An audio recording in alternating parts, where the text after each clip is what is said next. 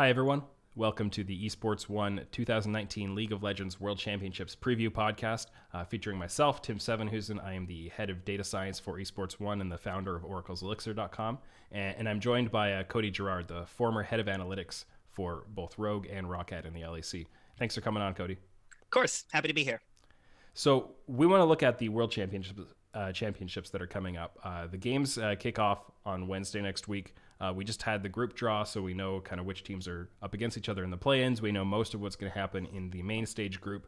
But for people who are tuning in who are maybe kind of new to the League of Legends World Championships, how that works, just want to take a second to kind of run through the format before we kind of jump in and start kind of getting hardcore in our analysis, our expectations, our predictions, all of those things. So Worlds works in a few different stages. We've got the play-in stage, so this involves teams from around the world in kind of regions that are still developing, still emerging. So you've got Japan, you've got Brazil, you've got Southeast Asia, Vietnam, teams from a lot of these regions, and then also the third qualifying seeds from a few different regions. So the third seeds from North America, Europe, Korea, Taiwan. And these teams have been sorted into 4 groups of 3.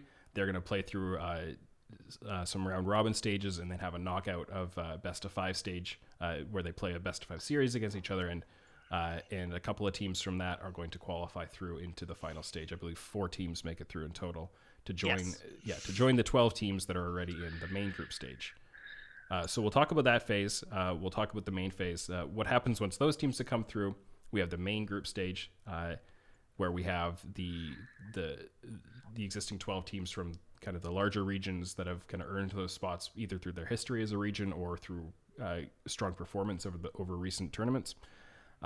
There is again a group stage with a double round robin where they all play each other in their groups, and then we qualify the top 2 teams effectively from each group into the quarterfinals, and then we have best of 5 stages where there's a single elimination. They play best of 5. You win, you go to the semifinals, so they'll have top 4. You win into the finals, and then we have the finals. So it's a nice long event with a lot of stages to it, a lot of teams involved, a lot of regional pride, and it's a marathon, and it's exciting to watch. So Cody, you've been around in the League of Legends scene for quite a while, doing various things, whether all the way back as a fan to getting involved and being working with pro teams in the scene. You've been through a lot of world championships, as have I. What was your favorite worlds you've kind of watched or been involved with so far?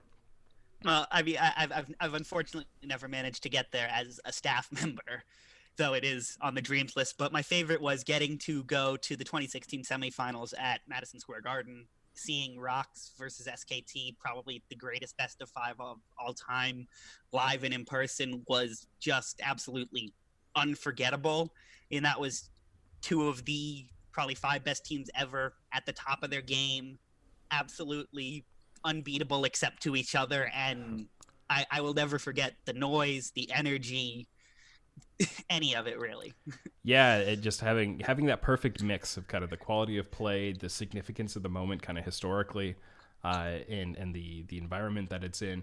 Was that the series with the Misfortune support coming out? Yes, that was. Moments like that where suddenly, like, wait a second, you can't play Misfortune at support, and having it come out as this Zyra counter, and like suddenly it's being played like all the time. I remember sort of doing the math in my head as the game went on, like, wait a minute, this isn't actually a bad idea. Yeah, like once I think it caught everyone off guard so hard. But then people and it took a while for people to realize, oh, he's doing it to kill the plants, basically. Like, that's not the only thing, but it's like, oh, you killed the plant. Oh, suddenly it clicks for everybody. But yeah, that was such a cool moment. For me, I think the 2015 Worlds was a special one. That was the year that I had founded Oracle's Elixir earlier that year. And I was involved with Fnatic as working with them as their statistical consultant. And so I had, a bit of a personal stake in what was happening. And that was the year that Fnatic just dominated Europe. They made a run through all the way to the semifinals of Worlds, which was a huge deal at that point. These days, seeing a European or even a North American team in the semifinals is, a little more, it's not so unexpected. It's not such a big deal to like kind of match up with the Koreans and be on par with them. But at that point, that was, it's just something that didn't really happen. So yeah, that one was pretty special to me. We've got a lot of teams that have qualified into Worlds from all the different regions. We're both sitting in North America. I know that the teams you've worked with have been in Europe, but we're here in North America. We tend to look at them a little closer. Out of the LCS, we had 3 teams qualify: Team Liquid, Cloud9, and Clutch Gaming. From your perspective, were any of these 3 teams a surprise to get through, or kind of like a special story to you? Well, I mean, Clutch Gaming getting through was obviously a little bit of a surprise. I think most people expected CLG to come out of the gauntlet, but at the end of the day, it isn't too surprising. They're a very talented team, and they're actually a team that I think can maybe even make a run towards knockout stages. They got tremendously talented players on that team. Lyra, Huni, Demonte, and Cody are all very, very, very talented players. They just all share one thing in common, which is they tend to either look really good or really bad.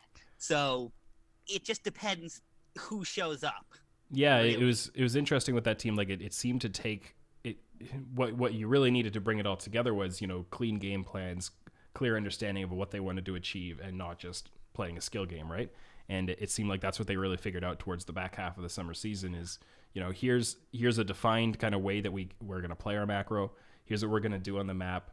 Here's, the type of team comp that we're good at, some champions that work within that. And they got a plan and they put it together, right? And I think what really impressed me in their run making it through to Worlds was kind of the mental resilience that came in. I mean, it happened both with them and CLG in different ways, right? Like Clutch getting reverse swept in the 3rd place match by CLG, and CLG really impressed me with their ability to come back. But then Clutch being able to come back from that, from being reverse swept, coming into the gauntlet, going through 3 series in 3 days and winning out with that, pulling off their own reverse sweep. I mean, that's the kind of thing that you looked at that team at a certain point and we're like, I don't know if they can do that. Like if they take a punch, that might be it. But they were able to take that punch and come back and pull it out themselves. Which really is the thing in the past that a lot of those players haven't been able to do. I mean, you look at guys like Cody like Demonte, who have, for a couple of years now, we've known have a ton of talent, but it's been consistency and confidence that's been the bane of their existence. I mean, the infamous Cody flash, I mean, you could argue that basically ruined him for about a year. He was nowhere for about a year, and then he finally shows back up, and oh wait, he's the 2nd best AD carry in North America. How much do you think the personalities of some of the guys on that team, kind of the fearlessness they have? Like I look at someone like Vulcan, who seems like he'll engage on any opportunity, maybe even if it's like, he's taking a 40-60. It's like, oh, okay, that one wasn't so great. And that's, the mistakes that sometimes creep in. But his willingness to like, I'm not scared. I know I'm a young player. This is my first year as a pro, but I'm going to go in and I'm going to do it anyways, and I'm going to pull this off. Do you think that's something that is beneficial, or is it something that might end up kind of hurting them? I think when you have a team like that, it's absolutely beneficial. I mean, it could end up hurting them, but you're not going to have a chance if you don't take those risks, if you don't take some 50-50, some 40-60s as that kind of team where, okay, you're not going to be as talented as a Team Liquid, a G2, a Fun plus Phoenix, but maybe you can be more decisive. Maybe you can be more aggressive. I mean, I have something that I will always repeat ad nauseum, which is decisive beats correct every time if the correct is split or uncertain. Decisiveness is the most important thing for any team, in my opinion. Yeah, absolutely. Do you think, what are some of the other attributes you think when teams get onto the world stage, decisiveness being one of these really important attributes, but what are some of the other reasons that some teams thrive, you think in an international setting or world setting, and others kind of underperform their expectations? The first one is obviously it's adaptability. You play 6 games, double round robin in the group stage, and there's been, time and again we've seen teams go 1-2, 0-3 in the first half, and they come back with some adjustments. They come back with a new play style. Think Cloud9 in 2016 was it, where they went 3-0, and then immediately just playing this one style, and then the rest of the group adjusted, and wham, they got swept aside with relative ease. And some of us saw that coming. Nothing. Hey, I mean, it was fun to watch, even if it was, even if it was unsustainable. Yeah, no, I absolutely agree. I think the ability to kind of, like, you never get a single meta that plays out its way through the whole tournament. You've got your own, like, the group of teams that you are scrimming with will develop a bit of a meta, but a different group of teams who aren't scrimming against you might develop their own meta, and that comes out, you got to adapt to it, right? It is a long tournament, but it's also in some ways a very condensed tournament. Things change very quickly. A lot of things, like from one day to the next, you might suddenly go, wait, we have to play this way instead. That champion pick doesn't work. Oh, here's a counter we hadn't considered. And you have to be able to read and react to that so fast, which is where, having a good coaching staff comes in, because the players have to focus on their thing. The coaches and the analysts have to be able to, come up with those answers or mediate between the players as the players try to come up with the answers. And yeah, you need to be able to come up with, like, refine your game plans. You might come up with a really decisive plan. Here's how we're going to play as a team. And then you got to decide something else very quickly right afterwards, right? And you unify yourselves onto that new page. Yeah. And then the second thing the third thing, I guess, that really I think helps is having kind of the guy on your team. Because I think that no matter what happens at some point, everything's going to fall apart at Worlds for a team at some point. Everything's going to look like it's going horribly wrong. And it really helps to have that guy who is both good, very good and very experienced in these sorts of situations. And that could be anyone. It doesn't have to be, necessarily the star player that you look to carry you. It just has to be, sort of your rock. Like for Team Liquid, I wouldn't peg Double Lift or Jensen as the guys. I would peg Impact and Core JJ because they're so consistent. They're so steady. They've been here before. Yeah, definitely. In the teams that you've worked with, did you have anyone you felt like really fit that role? Maybe not at the level of Core JJ. No, and that was honestly one of the problems with the teams that I've worked with in the past, is that there's always been this search for a leader among, quote unquote, if there's a real sports, you'd call him the locker room guy. Yeah. And I've never really felt like I've worked with teams that have had that, and it's caused problems because you end up without really those guys who everybody looks to, everybody respects, be it a coach or other players. You end up with indecisiveness, inconsistency, uncertainty, because you have people, myself included, who've never been in these situations before sometimes, or who have been but didn't get it right and aren't sure what to do this time. So it's sort of the presence of sort of those sort of rocks to help you get everything together is absolutely invaluable. Yeah, it makes a ton of sense. And it's not easy to find those kinds of people, whether it's players or staff. It's also not easy to develop them, but it's something that is so crucial, and I think it's such a huge difference maker for a team. Let's get into some actual expectations for the event. So we'll go through kind of a few different kind of categories, a few different ways of looking at this.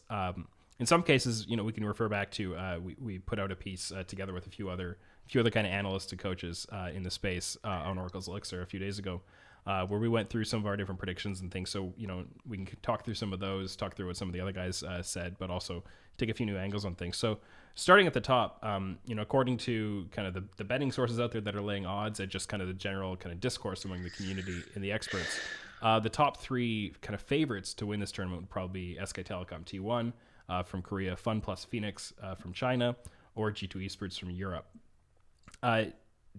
What order would you put these three? Do you agree that those are the top three favorites to win? How do you see it playing out? I mean, I would definitely say that those are probably the realistic top three favorites. I would put G2 and Fun Plus Phoenix as sort of 50-50 tied for first. I think that both of those teams have tremendous amounts of talent. They've dominated their domestic leagues without pretty much any slip-ups, save for Fun Plus Phoenix in spring finals and G2 getting taken to 5 games a couple times. Like, they've been so utterly dominant. They are so unbelievably talented. I mean, G2, 5 members, all LEC first team. Fun Plus Phoenix, their entire squad was first or second team, all LPL. That I don't see how you can pick against them. SKT, when they're on, they are a top 3 team in the world. But as I've watched them throughout this year, I've sort of seen so much inconsistency. But they come to play when it counts again and again and again and again. They have done that. And for me, I mean, if you go look at that article, I picked them for my early exit because I just feel like at some point, the bad SKT is going to show up when it matters. Maybe that'll be in quarterfinals. Maybe that'll be in semifinals. Maybe that'll be in the first 3 days of groups. And in that group, in Group C, if you go 1-2, 0-3 on those first days, you can't do what SKT's done so many times in the past. They've had bad first weeks in a lot of tournaments. I think back to MSI in 2016. They were in, I believe, 4th place after the first round robin of the group stage. Then they turned around, they won the tournament. And I think that I feel like at some point that the bad SKT is going to show up when it matters. Yeah, I think that's one of the really interesting things about a tournament like this is that, like I was saying earlier, it is a long tournament, but in some ways it's also very condensed, and so much gets decided by really so few games. Like you get 6 games in the group stage round robin, and so a team like SKT can show up, have a bad start, and not have time to recover. Especially in that group. Like once I saw that group draw, I was like, if they get a couple bad games in there, and they might be out even if they do adjust. Yeah. I mean, we could spend a lot of time, I'm sure, talking through that Group C with SKT, RNG, Fnatic, and whoever gets slotted in. Either Clutch most likely to be or Clutch. Clutch can be in either C or B. Yeah, but it depends on who else kind of wins out from the play-in stage, and you could if Clutch is in that, it's an even more of a group of death because I think Clutch would have a chance to make it out of pretty much any other group. Yeah, I think people can kind of see all the discussion that's out there about the group draw and which groups are where and who what are the possibilities for which teams could get slotted into which spot. We won't go too much into that, but I think talking about that top end of the tournament with SKT, I think I put a lot more faith in them than I think you do. I think they've in a kind of larger, more macro sense, they had their summer split was kind of what you're describing. They had the really weak start. They had like a giant MSI hangover or something, and it's like Klid looked horrible, Khan looked horrible. The rest were trying their hardest to pull it together. They ended up bringing in effort and benching Mata. They did all these things, but once it started to click, now it's like, okay, now they're back online. Now they are the best team in Korea. They've got such a big hole that they still have to run the entire playoffs, through their gauntlet style playoffs. But they did it. They looked dominant. They totally destroyed Griffin, to be honest. And I think, I can see, I put a lot of faith in that momentum they're carrying. I put a lot of faith in the experience they have mixed with kind of some youth and some, a little bit less predictability than you might get from the play style of some of the older veterans that they brought in the past. I think there's value to that, a Klid or an effort who's going to play a certain way that on the international stage, you can watch all their VODs, but you might not know what to predict as well as you would from Amata or someone like that. And I think, I think SKT are my pick to win the whole thing. Both G2 and FPX are teams where obviously their ceiling is winning Worlds. There's no question that their ceiling is to win that, and if they perform at the level that they can, I think they will. I get a little nervous about both G2 and Fnatic with what their floors are. I do as well. I was going to bring that up. Yeah, because both of those teams can look so amazing, and when they were both playing against each other in the playoffs, with both of the BO5s they got to play with their kind of unique European playoff format, those series were just so exciting, so much fun to watch. But I think there's a lot of opportunity to get lost in the hype of those series, to get lost in the G2 wins MSI, they're the best team in the world, therefore what they do in the rest of the season is interpreted through that lens. And when Fnatic matches up to them, you raise Fnatic onto G2's pedestal. But I think there are things to see in their game that make me think they are a candidate to drop some games they didn't need to drop. I agree. And have things go a little sideways. I think they definitely have the veteran status to then react to that and turn it around well. But in a BO5, I definitely don't think they're invincible. And Fnatic, I think I have that much less faith in than G2. I actually, when the pick'ems come out, I'm actually going to be putting Fnatic third in my pick'em for their group. I will probably do the same. We don't know exactly what team's going to go in there, and that might shift things a little bit. But I'm not as high on the kind of the European hype train.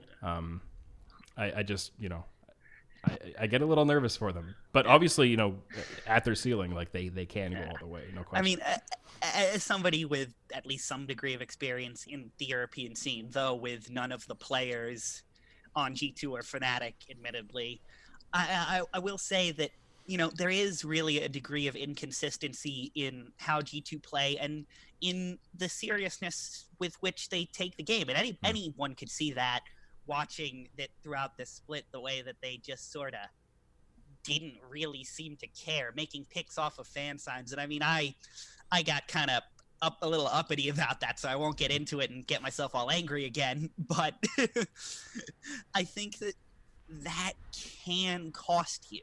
It might not, because they're just so talented, but when Worlds comes around, they're not going to be the only giants on the field anymore. Yeah. And I think that they know that. I think that while they may play it off with a bunch of cockiness and whatnot, that's just their brand. That's just their personality. So I think that they will take it seriously. I think that these guys are way too competitive and way too driven when it really counts to not take it so seriously. But I also do think that there is the potential that time that they've spent not taking it seriously has led them to stall out a bit. And maybe it's not so much Fnatic rising to G2's level as G2 standing still and Fnatic improving like teams normally do throughout the year. And we'll get a sense of that as G2 come up against Griffin, come up against Cloud9, teams that you know are going to really come into this with a ton of drive, with a ton of seriousness. Yeah, I agree. I think, like, you know, again, we don't want to get too deep into that topic because it's an old topic at this point of, you know, the way G2 and some of the other teams kind of handled the last parts of the season when it was clear, like, hey, we won the league, like the regular season. We don't need to do anything else. Let's just have some fun. Let's preserve our morale. You know, whatever. There are arguments for that. But I think there are potential consequences where bad habits can creep in, where you haven't stage tested something that you've been working on, and you can't really be certain that things are going to work out, you know, the way it has behind the scenes. I think there's value to playing every game the same way, and not taking games off. So that is part of what kind of makes me wonder about G2 as well. Or even just you've practiced less. You've tried less things. I mean, so much of playing League of Legends and being a professional team is throw shit at the wall and see what sticks. Like you will, in the course of a year during scrims, try 100 different things that will never make it to the stage in any form, whether you play them or somebody else plays them. Yeah, I've heard a few fun ones now and then, talking to coaches like, oh, watch this, we might do this, and then it never happens. And I'm like, yeah, because you try something, you think it might work, you think it's a good idea, and then it's just not gonna work. And when you're not scrimming, when you're taking a week off, or when you're just sort of going through the motions because you don't feel like your practice matters that much right now, you lose opportunities to figure stuff out, to improve, and to keep going up the ladder. And other teams that whole time are taking it seriously, are moving up. So you do wonder what kind of effect that's had on their level of play. Yeah. I certainly don't think they've fallen, but maybe they haven't gone that far up and the rest of the world has. Yeah, for sure. And I mean, that's part of what makes the world so exciting, is we're going to find out the actual answers to those questions. Yes. And we can sit here and talk about it so long. Going beyond kind of those four that we've already discussed. So you've got SKT, FPX, G2, we talked about Fnatic. Some of the other teams that would slot in here, I think most people would kind of bring RNG in to that top five. You can never not. which makes, you know, the SKT Fnatic RNG group so interesting.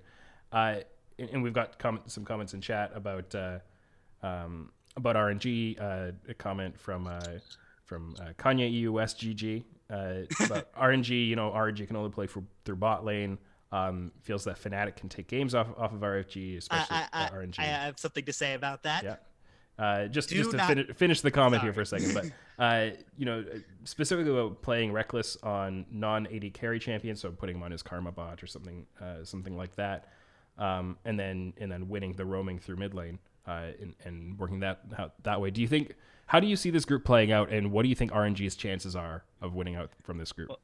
Well, first off, I just want to say something about RNG only playing through bot lane. don't sleep on Xiaohu. That guy is very, very, very, very good. He is a top 3 or 4 mid laner in China with Knight and Doin B and those guys. He is very good. Yeah. So Xiaohu is so interesting, right? Like, I think he's a great place to start about this team because obviously everyone looks at RNG, you see Uzi, you see the numbers Uzi puts up, and you're like, well, there you go. But it is a hard team to characterize because Xiaohu is the type of mid laner who makes the self-sacrificial plays and plays the self-sacrificial style so often. You see him come off, like his pop-off games are like, hey, he's got 10 kills, but he's 80 CS behind. And so it's kind of like, it's one of these like he'll sacrifice waves in mid lane to go and roam, and you can characterize that as he is playing through bottom lane so that Uzi can win. But is it really that, or is it like because that's how he is effective individually and, and allows him to carry, right? I think it's easy to kind of mischaracterize the way he plays within that team. Yes, I personally believe that like he has turned out to be maybe the perfect mid laner for Uzi. Yeah. He is a guy who does not need a lot of resources to be at his most effective, and in my opinion, that's actually about the most valuable thing you can have, is a player who doesn't need a ton of resources, who you can just say, here, take what you need and give the rest to everybody else. Yep. You've talked about this in the past with Impact being that kind of player, and I think that's what makes him just such an invaluable part of Team Liquid as well. Yeah, and I think people are more used to applying that mindset to a top laner compared to a mid laner, because in a top laner it's like, oh, you can play weak side, right? Like this is it's kind of the strong side, weak side is the buzzword of the year, right, for coaching and analysis, but it's valid. We'll apply the concept. So playing a weak side top lane, people get that. Most times strong side, weak side is discussed about top and bottom, like the side lanes, and mid is always important to be a strong point, right? You always want to have priority mid so you can move, you can control the vision in the river, you always want to control the vision of the jungle entrances, you always want to have the opportunity to either move on to the objectives, Dragon Herald, or move into the side lanes. So people aren't used to thinking about what does a weak, kind of a quote unquote weak side mid laner look like. What does that mean? Well, Xiaohu is not really that, because there's a difference between playing a weak mid and just like farming into your tower and not getting yourself killed, versus sacrificing waves to go control the map. And the amount of time you can see Xiaohu and Karsa hunting the map together, getting vision control, whether they're hitting a side lane, picking up the enemy jungler, he is losing farm, but he's gaining more in other ways. Well, and that's not a weak mid laner. No, that is moving your point of strength. That is saying we don't want mid pressure necessarily, whereas some guys might push 2 waves and then move. Xiaohu's going to push 1 wave, knows you're going to stay, and that buys him an extra 30 to 45 seconds to get up in your jungle with Karsa, to help him take a neutral objective, to move down bottom lane and force them off a wave before you can catch up. And so, yes, he's going to exit lane, maybe down some CS, or maybe not up as much as he should be. I think that's more what we see. He's never, I never really see him leaving lane down a million CS, but I do see him, thinking he won that lane and he's got the same CS as the other guy. Yeah, which is perfect. It's not the stereotypical way, right? It's not the like the lane dominant mid laner we're used to, where it's like, hey, he's got a 15 CS lead and 2 kills, right? It's just different. I love having guys like that on my team because it opens up so many strategic niches. Because it's not like you can't say to the guys, hey, play standard this game, I want you to be the guy. Yeah. But it opens up an extra chapter in your proverbial playbook. It's not like we run set plays, as it were, but it really and that is something that is invaluable. Yeah. So, and I think like mid jungle duo is such a huge thing. Again, it can be a bit of a buzzword if you haven't really unpacked what mid jungle duo and having a good one means. But without spending an hour just on that topic, looking into that group C, the one everybody wants to talk about, the mid jungle duos between those 3 teams. You got Faker, Clid, who were the driving force of SKT. I put in the article we did, I put Teddy as an MVP candidate, and it's not necessarily because I think he's the most important person on their team, but I think he's the person who, when Faker and Clid go out and control the game, Teddy's the one who steps up and reaps the rewards. Absolutely. And I think that's kind of a similar thing. In fact, it's a very similar thing to RNG, with a little bit of a different dynamic to it. I think Faker's a more individually dominant player than Xiaohu. Xiaohu's a little more self-sacrificial to get those things done. But in a similar way, Karsa, Xiaohu going out controlling the map so that Uzi can step up and carry, similar to SKT.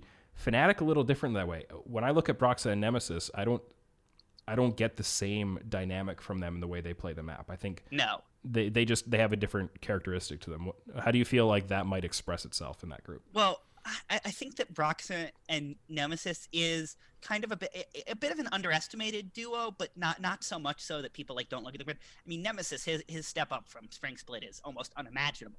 He's really turned himself into a guy who I think can compete just fine with Xiaohu and Faker. I don't think he's going to beat them, but I think he's going to hold his own. I think he's going to give Fnatic enough to make it work. Now, I don't want to see any Karma bot lanes against Xiaohu and Faker because that's just not going to work against players of that caliber. You're not going to be – you need Reckless. I would like to see them try to beat those teams at their own game. I would like to see them do what you said SKT does with Teddy. When Clid and Faker are controlling the map, Teddy takes over the game.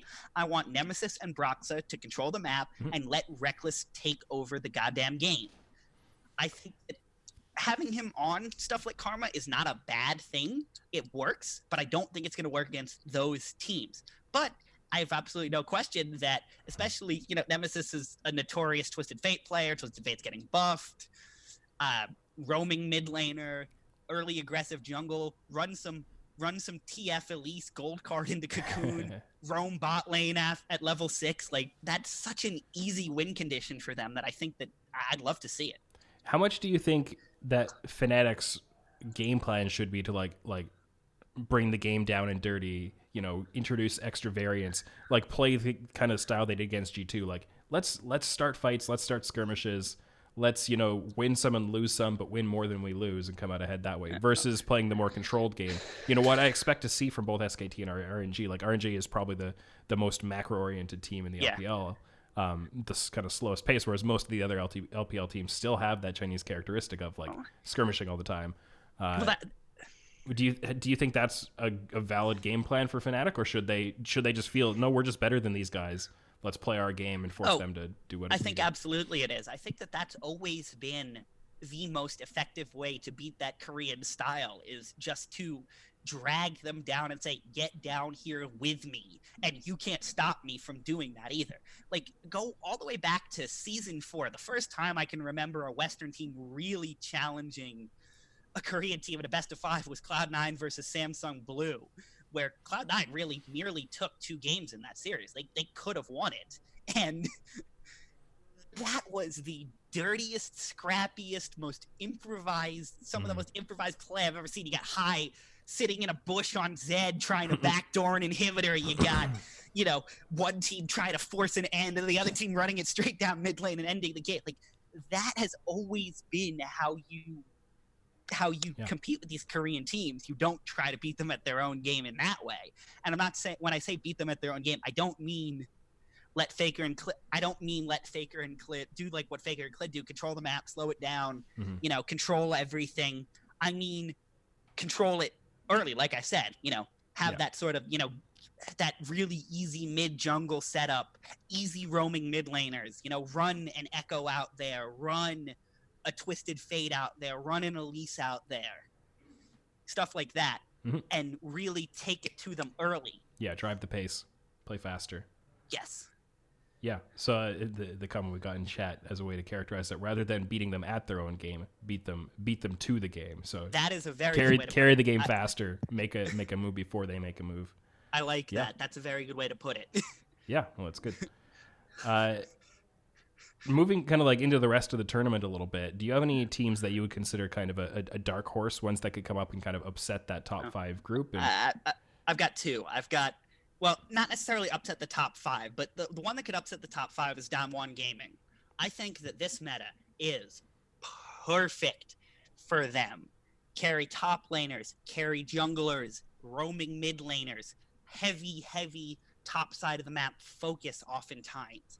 I think that is their meta. I think that Canyon, who, despite winning LCK MVP, I'm not seeing on anybody's top 20 list, which just blows my damn mind. Yeah, we get to talk a lot about Canyon, I think. But is going to shine. I think he is going to control games. I think him and Naguri, I can never pronounce his name, are going to be the duo of the tournament that people really start looking at as those are superstars. I think that Damwon, I would pick them to make semifinals as it stands right now. I think the meta is just that good for them. Yeah, and to some extent, I think you can give them credit like you would maybe give Clutch credit for, having to come from the play-in stage. They're going to have to play against these other teams. They're going to be more warmed up on stage, less time just pure scrimming. You can argue upsides and downsides to that. You're kind of in some ways exposing yourself to be scouted by the other teams a little more because you actually have to show something. But I think we've definitely seen examples in the past where coming from that stage benefits you. Cloud9, and Cloud9. Exactly. So yeah, I think that's an argument in their favor. For my part, for a dark horse, and I kind of have mixed feelings on this one, but I put IG. So Invictus Gaming, they won Worlds last year. They came out. I think the narrative around them stayed exactly the same, more or less, until MSI, and then TL beat them at MSI, and it really felt like everything fell apart. It's an oversimplification, but it felt like things fell apart, and then they barely got it back together in time to qualify for Worlds by the skin of their teeth. That being said, their level of talent hasn't changed, and when everything clicks, they can still beat any of these teams here. The reason I picked them as a dark horse is because I don't think they will do that, but I do think that they could do that. I mean, yes. Having watched LPL this split, though, it's just like IG looked lethargic. There's no other word I can think to describe them. They just didn't look like they cared. I mean, they benched their jungler at one point. I mean, they were trying to recapture that spark, and the only one who really seemed to have it was the Shy. Yeah, he's the only guy who kept really playing his game. Even Rookie, who was probably the best player at Worlds last year, definitely was the best player at Worlds. I don't think there's much question about that. Even he didn't look his best. And so it's just so hard for me, in the same way as SKT. It's like I have seen this team be just not good enough to make a mark at this tournament enough that I don't feel comfortable picking them. Yeah, and it's kind of bizarre because they have so much talent. You can see like Jackie Love is still so good. Bowline is really good. He was the one who carried them through that gauntlet. Yeah, and so they have all these things. But to me, when I watched them, say, in the gauntlet, like in those series they played, I saw a lot of vulnerability in the jungle. I think Leon is very exploitable. And I think against, World's caliber junglers, I think that's going to really hurt them. Yeah, I agree. And I think, with that and then just their inability to kind of like centralize as a team around like, what are we doing right now? Let's go and do that. Like, I actually thought in both of the series they won in the regional qualifiers, they looked like the worst team. Yeah. So I say that, and then I pick them as my dark horse because I still see like, but you never know with these guys. Like something. Boot camps are long. There's always a team like that at Worlds. I mean, IG kind of was that team last year, where you looked at them and you said, if this comes together, and you know what? It did. Yeah. And I mean, besides IG, the team that I would pick to be that would actually be Fnatic. Sure. There's so much talent on that team. If it comes together, they could make a run at it. Yeah. If it comes together like it did, not in that second series versus G2. I don't think they looked as good in that second series, even though they did bring them to 5 games. But in that first series, they looked just amazing. They were decisive. They were smart. They were playing a style that, while reminiscent of G2, had their own little modifications to it, their own little emphasis to it. And it really worked for about 3 3/4 of a game. Yeah. No, I mean, I'm just so curious to see how that kind of style with a lot of these teams come in and like they apply their jungler or their mid laner to some kind of play that if it comes off, you basically won the game. But if they successfully defend it, you're in big trouble now. So the defensive play style, like that's what makes me feel like SKT and RNG are actually the teams that I picked to be in the finals, because I actually have some level of faith that they're going to be able to defend against those plays and then come out and and counterpunch harder. Well, I think that there's a little more to it than that, though, because it is so hard to avoid some of those plays. Like I brought up when we were talking about Fnatic, I brought up like that hypothetical TF Elise duo. Yeah. What the damn hell can you do against that? Like, let's say, Brock is on Elise. He's gonna get whatever he wants. He's gonna take the top side crab. He's gonna make sure you don't get wards in that river. He's gonna sneak in, getting a gold card. I don't care if you're standing 2 feet from your tower. You're gonna die. Yeah. You're gonna run cleanse. Maybe it'll take 2 tries. Yeah. So well, because the way that the game is set up right now, with aggressive champions in the mid lane, you're going to be seeing an Echo. You're going to be seeing Echo. I'm almost 100% sure. You're going to be seeing Twisted Fate. You're going to be seeing Akali. You're going to be seeing a lot of these champions, and it's just so hard to play around them. Yeah, no, that's fair. I think and even when you do successfully defend those plays, it doesn't feel like you were successful, because the way you defend that play, like that heavy investment, say like bot lane tower dive, is you feel it coming early enough that you just back off and let them hit the tower for free. Yeah. Meanwhile, your mid laner and top laner stayed.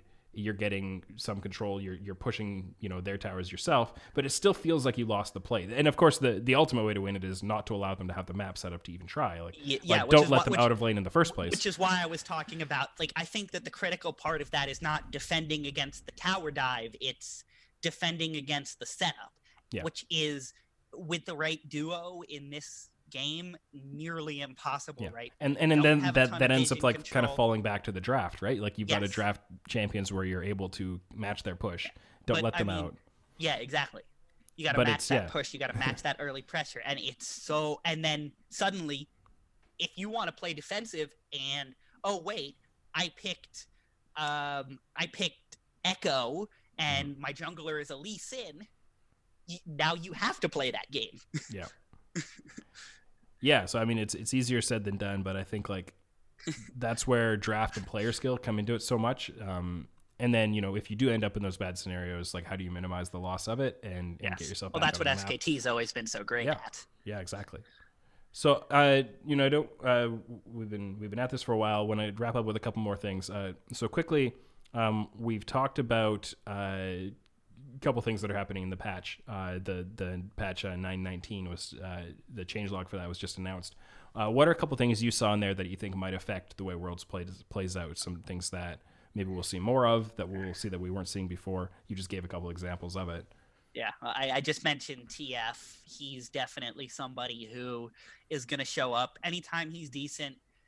His map roaming potential shows up at least a few times at Worlds. I mean, I think Maple and Flash Wolves using him a few years ago when no one else was, and really, really being effective with it. I think that this year that he's absolutely something to watch out for. He's already been played AD with the Trinity Force and the Rapid Fire Cannon, and they gave him a buff to the passive attack speed and damage on his E.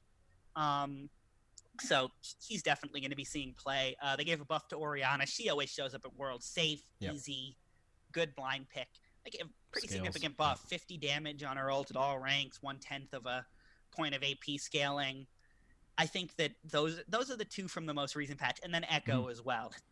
Him, you have to go back another patch where he got some nice buffs to his W passive. He got some nice buffs to, I think, his regular passive as well. And I think that he's going to show up as well. He's one of those champions that if you have a skilled mid laner, just can look so good. I look forward to seeing guys like Jensen and Faker and Jiaohu and Do and B maybe bring it out. Do and B's been an Echo player for a long time, as is Jensen, so I expect to see them bring it out. Yeah, I wonder if Ashe will pop up a little more. She's another one of those champions that is there's so much utility and still ability to carry, and she got a bit of a buff as well. Her Q is an auto attack reset now. I think that was the main thing. I think she might show around. She's got good range, so she can play that getting priority in the bot lane, being able to set up the dives and then add the CC to the dives. A lot of different things. Semi-global kind of presence, which is really important these days. Speaking of semi-globals, even though we just got a little nerf, Pantheon will show up. He was already showing up in the gauntlets. He was already in the finals towards the end of playoffs and stuff. He'll definitely show up as well. I think he'll show up more as a mid laner than as a top laner or a jungler. Actually, I think that his raw pressure, especially with all the melee assassins that you're going to be seeing, the Akalis, the Echoes, as I've mentioned, he's gonna have a nice good time against them. He's gonna get to push. He's going to get to use his ult. You know, he can kind of be a TF stand-in a lot of ways. Yeah, for sure. So I think, there definitely could be some exciting, some interesting things coming.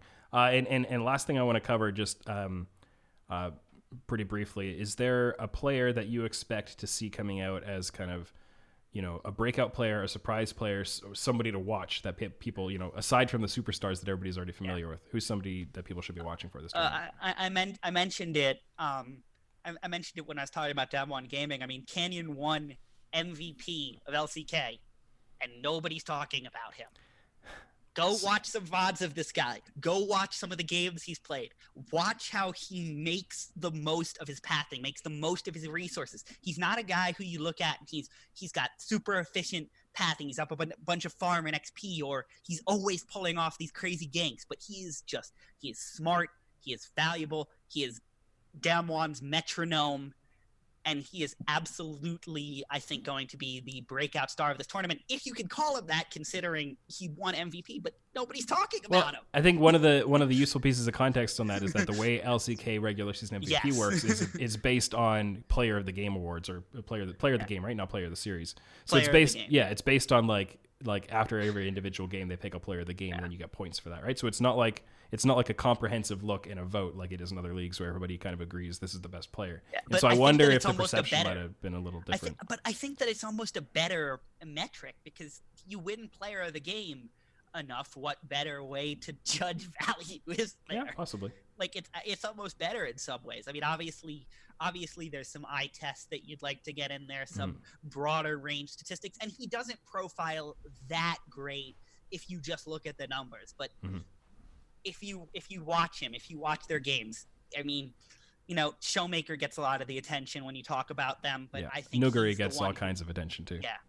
I think that he is the one who makes their solo laners' prowess really stand out. I think he's going to be the guy that after Worlds people are going to be like, okay, yeah, this guy is the next big thing.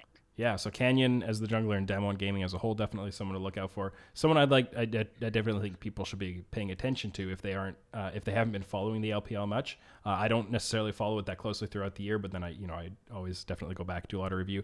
I think Tian from FPX is somebody that everybody should be watching very closely.